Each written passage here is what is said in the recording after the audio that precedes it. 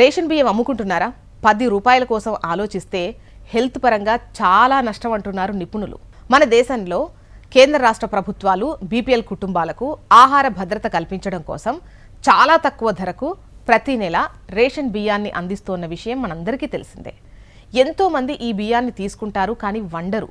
ఈ రైస్ వండితే అన్నం మెత్తగవుతుందనో, పురుగులుంటాయనో చాలా మంది ఈ బియ్యాన్ని వండటానికి ఇష్టపడడం లేదు.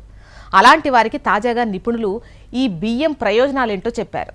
ప్రభుత్వం తెల్ల రేషన్ కార్డుదారులకు అందించే ఫోర్టిఫైడ్ రైస్లో ఎన్నో పోషకాలుంటాయని ఇటీవలే ఇన్స్టిట్యూట్ ఆఫ్ న్యూట్రిషన్ తెలిపింది. ఈ బియ్యంలో అదనంగా zinc, vitamin A, thiamine, riboflavin, niacin, vitamin B6 పోషకాలు కలుపుతారు.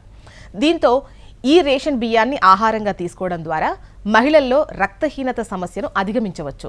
అదేవిధంగా చిన్నపిల్లల్లో రోగ నిరోధక శక్తి పెరుగుతుంది. చాలా మంది ఇన్ని ప్రయోజనాలున్న రేషన్ బియ్యాన్ని